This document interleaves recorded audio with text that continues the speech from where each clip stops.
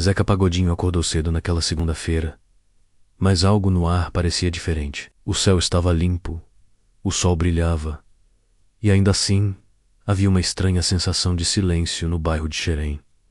Não era silêncio de paz. Era como se o mundo estivesse prendendo a respiração. Ele colocou o samba de leve na vitrola, acendeu um incenso de arruda e se sentou na varanda com seu copo de cerveja. Tudo parecia normal. Mas por que aquela angústia no peito? Por que os pássaros estavam calados? Foi quando um vento frio soprou, embora fosse pleno verão. Zeca sentiu os pelos do braço se arrepiarem.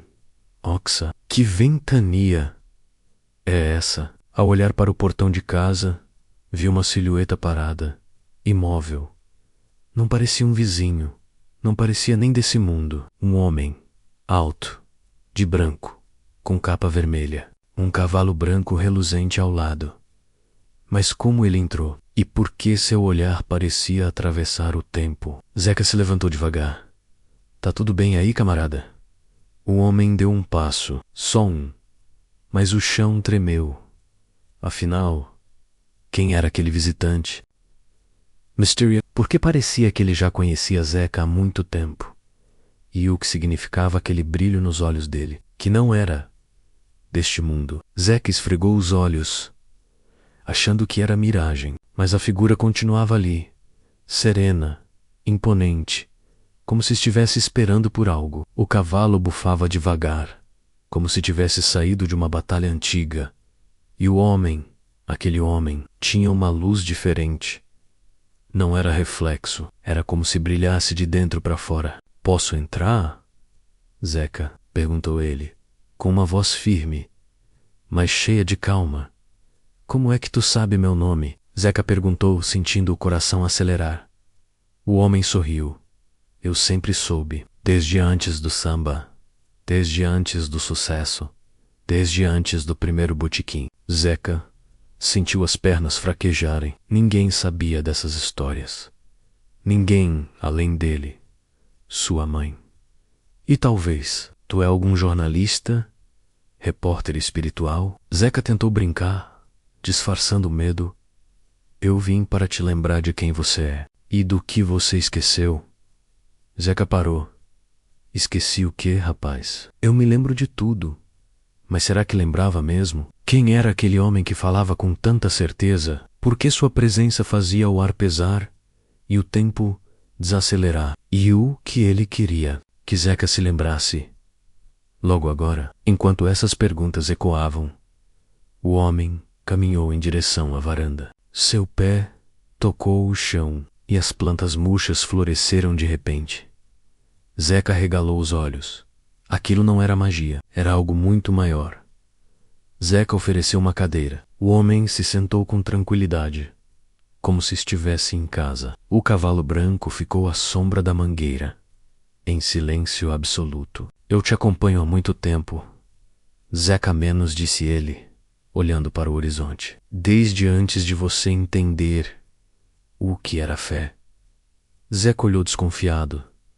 Tá falando de quando eu era menino e minha mãe me ensinava a rezar para São Jorge. O homem sorriu de leve. Aquilo foi só o começo. Mas não é disso que vim falar. Vim falar do que você prometeu e esqueceu. Zeca sentiu um arrepio subir pela espinha. Ele não lembrava de ter prometido nada, pelo menos, não com tanta importância assim. Syria, alguma promessa de juventude? Algum juramento no terreiro? No samba? Na dor? Que promessa é essa, meu irmão? O homem se levantou devagar. Tirou algo do bolso de sua túnica. Uma pequena medalha antiga, desgastada pelo tempo. Ele a colocou na palma da mão e estendeu para Zeca. Reconhece? Zeca pegou. Os olhos se arregalaram. A memória explodiu como uma escola de samba entrando na avenida. Mas como isso está aqui? Era a medalha que ele havia enterrado aos 17 anos, durante um momento de desespero, um pedido feito ao céu, um voto silencioso, que ele nunca mais comentou, nem com sua mãe. Como aquele homem sabia disso? E como tinha encontrado algo que estava enterrado há mais de 40 anos. Seria ele apenas um mensageiro, ou o próprio São Jorge? Zeca já não tinha certeza de nada, mas uma coisa era clara. A visita estava apenas começando. Zeca segurava a medalha como quem segura um pedaço da alma. Lembrou-se da noite em que, aos 17 anos, chorou sozinho na beira do rio, com a vida pesada, os sonhos distantes e o coração apertado. Naquela noite, ele jurou: se eu vencer, se eu chegar lá, eu não vou esquecer de onde vim. Vou devolver em dobro o que me for dado, e vou cantar para quem não tem voz. Mas o tempo passou. O sucesso chegou, e ele esqueceu.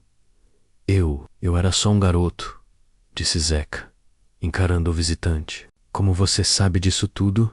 O homem se levantou. Seus olhos, até então calmos, agora brilhavam com uma luz intensa. Porque eu o vi, Zeca. Eu estava lá, na beira do rio. Eu sou aquele a quem você chamou. Eu sou quem lutou por você, nas batalhas que você nem viu. Zeca sentiu o mundo girar. A mente tentava entender. A alma já sabia. Você é ele?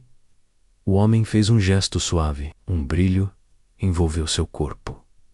A túnica virou armadura. A capa vermelha se ergueu com o vento. Na mão, surgiu uma lança reluzente. Ao fundo, o cavalo relinchou.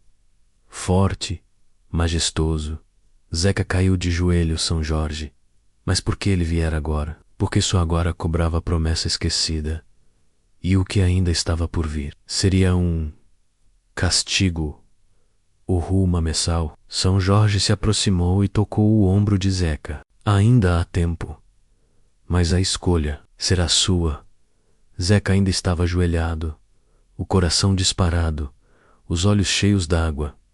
São Jorge o encarava com firmeza, mas sem julgamento. Sua presença era imensa, mas ao mesmo tempo leve, como uma brisa. Zeca, você foi abençoado com a voz, com um carisma, com um dom de unir corações. Mas o mundo está diferente. A dor, a silêncio, a gente sem esperança. Zeca engoliu seco. Eu cantei, eu levei alegria. Não levei? Levou. Mas esqueceu a outra parte. A que prometeu lá atrás. Ser ponte entre o céu e o povo. Você prometeu ser luz nas sombras. Zeca abaixou a cabeça. E ainda posso cumprir isso? São Jorge sorriu. Pode, mas precisa decidir agora.